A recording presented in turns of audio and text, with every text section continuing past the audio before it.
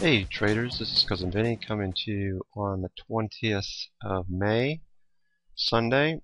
It's beautiful outside. Spent some time outside with the kids, which by the way I just wanted to take a few minutes of your time and thank you for all the well wishes. The kids are doing much better.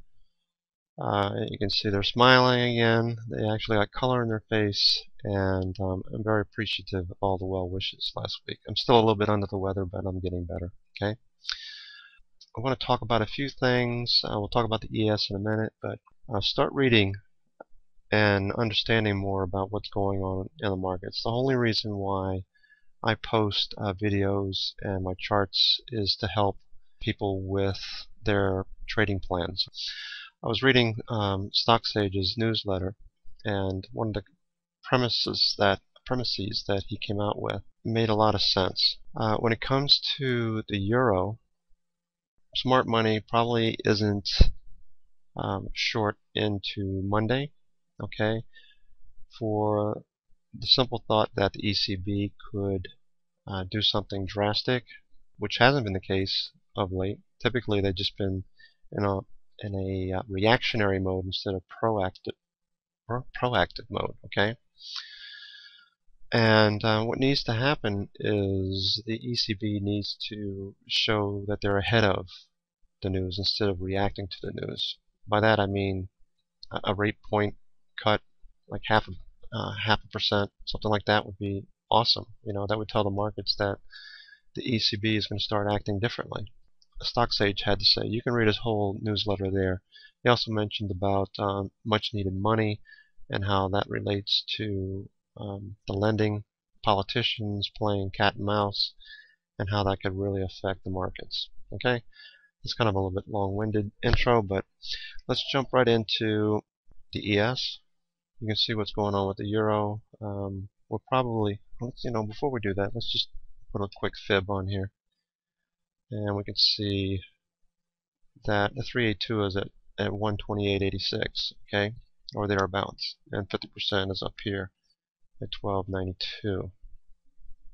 Alright, so we can start to see some areas where these wicks have come down and found support. So we could see a move back up in the euro fairly quickly. Also, if we look at the ES, okay, we zoom out a little bit and look at things. Note that the last time that we got really severely overbought or oversold was back here in August when we had that waterfall sell-off, right? We have a similar sell-off. We're only about 9%, I believe, off the highs here. But we're quickly approaching that area. And there's not too many times in the past where we've seen that degree of sell-off, okay, since we saw this move in 2009. The move in March 2009 where we hit the bottom after the 2007 to 2009 move down, okay? We've since, let's go to the weekly, since the 2009 low, right? We've had these nice up moves, and we had to believe that we were going to get some correction in these cases, right?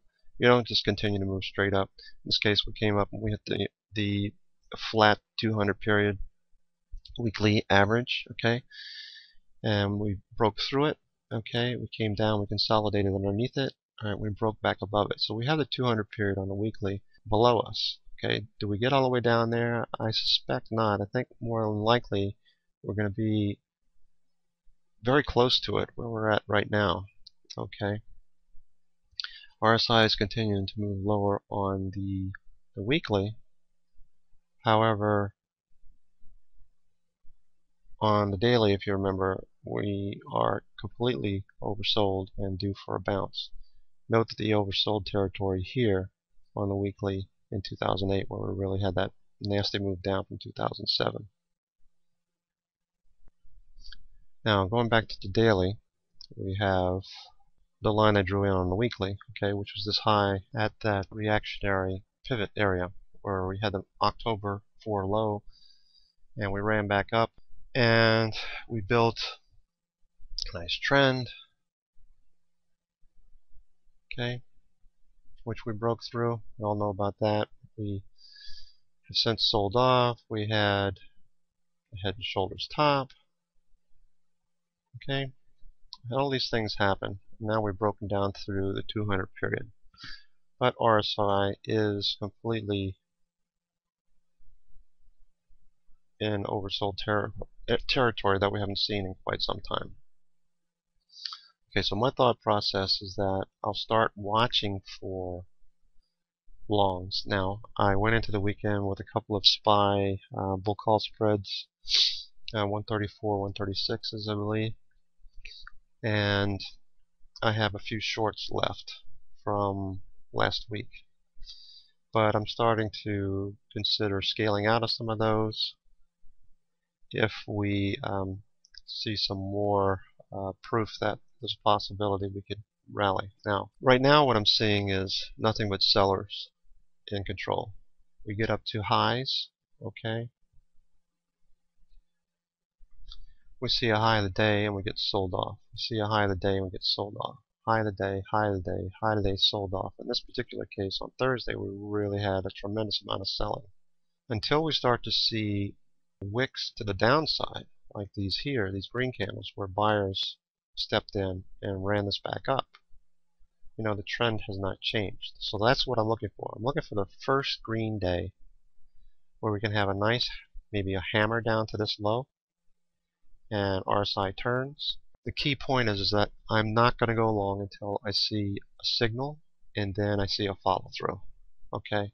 I'm not going to put money in play without knowing what the possibilities are to the upside. In other words, more proof than what I'm seeing right now. So if we saw a bounce on Monday here, we would see this kind of scenario, and we might have a bounce back up to these areas here. Okay, which would make sense. All right, it's a 382. Okay, makes sense. Now, going into last week, I said that I was looking at this Wednesday candle here. Disregard these candles here, but on Wednesday we put down this low, and my pivots were here and here. And this pivot and that pivot. Alright, these candles weren't in play. And then we had Thursday, Friday. It looked like things may get okay and we may bounce. But when we lost this candle right here, this low here, I said that the 127 extension was probably a likely bet. We did get that, and if we broke down through that, then we would likely see the 1618, which is exactly what we're seeing. Alright, so now my thoughts are that there's a possibility of a move back up, and that's why I'm looking at this pivot here down to this low and the possibility of a move back up. Okay, so there's no guarantees that we won't see more of the same, but I have a suspicion that because of a lot of indicators I'm following, that we're going to see it move back up soon. I will not act again until we see something like this. We see a green day and then a follow through green day. Okay, that's when I'll start to put money in play, and I'll be looking at these targets. So that's the ES. Okay, the other thing I'm watching is NYMO, as I kept mentioning in the room. Notice that when we get into these oversold territories, okay, that this is the November low, all right, the December low, all right, and then again the March low and the April low. Looking for a bounce. We're now at negative 110. Negative 106 was the November low, and if I zoomed out further, you would see the October low as well. So let's keep an eye on that. We want to see these indicators bounce, and we want to see these moving averages move in the other direction. Okay, that's the New York Stock Exchange McClellan oscillator, by the way. NASDAQ, we have the summation index. We want to see a crossover like this, like these here, for a bullish scenario to play out. Currently we're still headed down, right? So we're looking for a crossover on the NASDAQ to put anything to play there. NAMO, the NASDAQ, McClellan oscillator, same thing. End of day data. We can see where the composite actually is, and we can see where our lows have been. Okay. November, October. So keep that in mind. We could see a little bit further move down on the NAMO. Basic Dow theory. You want to see the transport starting to move in the other direction. The S&P cash daily with ADX. Notice the Bollinger Bands have really expanded considerably. We're down and touched the 300 period moving average. One of the things I noticed was the ADX is really spiked higher. You want to see the ADX peak and turn for an indication that the trend down is going to dissipate. Okay, currently it's still headed up. We'll look for this Monday, Tuesday, Wednesday to turn, and the signal lines to turn in the opposite direction. So note where stochastics is. Very low. If you are in the VIX long, I'd be looking to start taking some profits. Some Kumo charts just for good measure. Note that we're in bearish territory on the Russell. Obviously we know that. We have some areas where we could conceivably bounce here. So I'm keeping an eye on for that instead of more action to the downside. I haven't updated this chart in some time, but you notice that we had that bearish twist on the Kumo right at the time where we're in the midst of the cloud itself, and we said that the possibility if this continues to move lower that we could see a move down. We did see a little bit of a bounce area at span B, but we quickly lost that, and we had a nice move down if you were short via puts on the spiders. Okay, so note where Chico is now. It's touching span B. Can we get a bounce here? It's a possibility. I'm not going to bet on that possibility. I'll wait, like I said, with the ES for a confirmation signal after a bounce and a green candle. I mentioned last week the telecoms. Last Sunday, the telecoms were the best sector or best performers. There were a few out there besides it, obviously, but I was looking at telecom. The thing I was noticing that we were flagging, and on VZ had the better chart. Hard Pumper and I were looking at this on Monday. I believe he said he didn't get in, but I did get in on Tuesday at 41 and 10 cents, I believe. And we ran up. We had a bit of a spinning top here. I'm still in the trade because I'm watching Tenkan and Kijitsen moving higher. So the point is telecoms still look pretty good going into the week. Now there's a few other areas that are doing well, but I want to see more of the same. I want to see buying towards the end of the day and closing at the highs. Okay, so keep these thoughts in mind. Remember to use your stops. Do some reading on the weekends when you have a chance via your smartphones.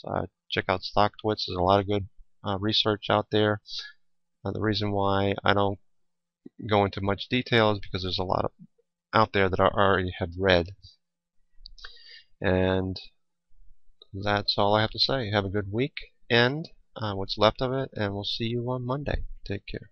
Hope this helps.